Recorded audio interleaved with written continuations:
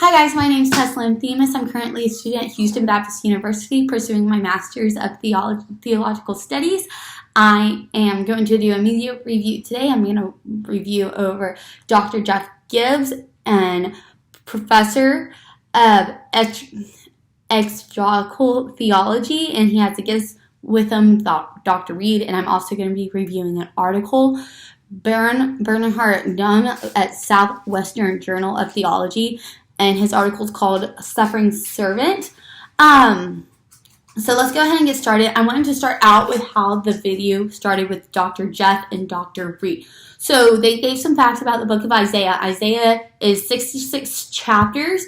A lot of people will argue that it's one of the most important books of the Bible because it lays a foundation, and a lot of people feel like the songs and just the callings and just different messages that are throughout that book are in reference to Jesus. We even see how later on in the New Testament prophets use this in order to establish that Jesus is the Messiah and the fulfillment of the law.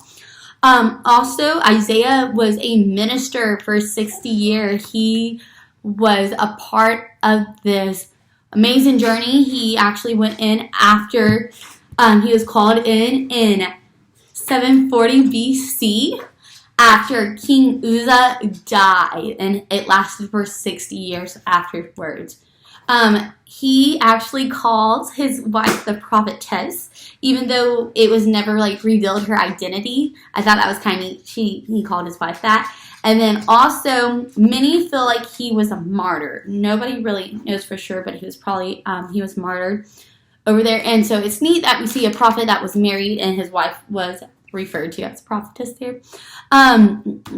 So both themes are called the suffering servant.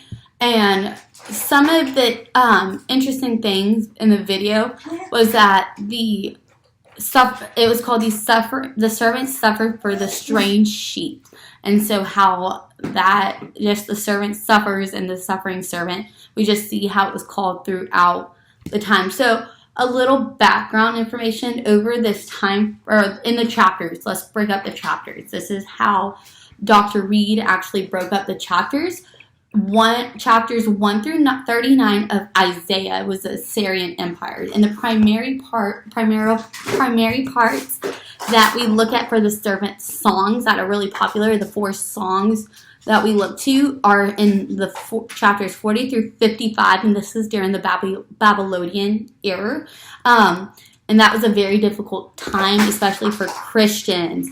And then 56 through 66, there's not really a major historical event that's happening or empire here, but it goes back to identify it and show the theological information. It kind of just reassures everything there. So the servant songs, so a lot say that 1 through 39 is one song during the Assyrian Empire, but we have 4 that takes place during the Babylonian one.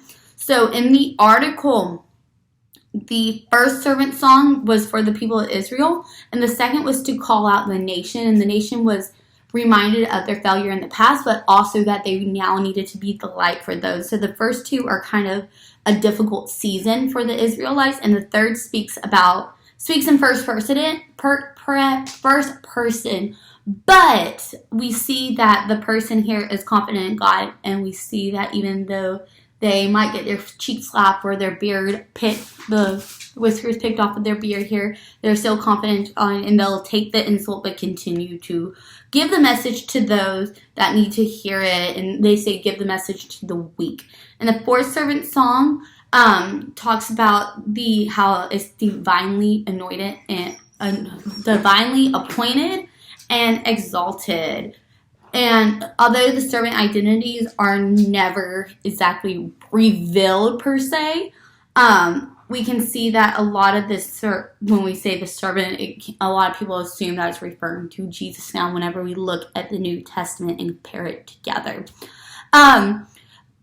So I want to get into something I thought was interesting with the article, how it kind of lays the foundation about the songs. So they're not like the songs we think of. It is not like a singy song. It is more about poems and oracles that are called out, and that the servant is about character and a career that they're going to have.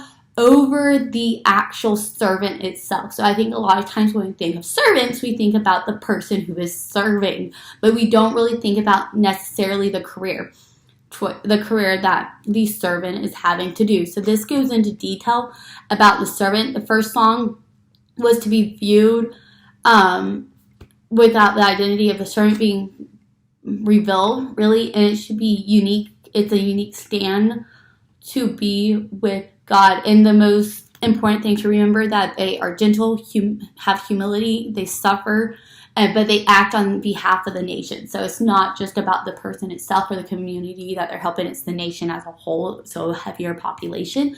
The second servant song is for one whose work will be unique, and they'll be able to be very accomplished throughout history. And this is to be a light and the source of truth for the people of Israel. And the third song is the kind of established, can be a prophetic figure or more of a royalty figure. Like we know that Jesus comes from the Davidic line or the Davidic lineage, which follows into the covenants of King David, that his line will continue on forever and will be ruling. And then the fourth is about the identification of the servant itself.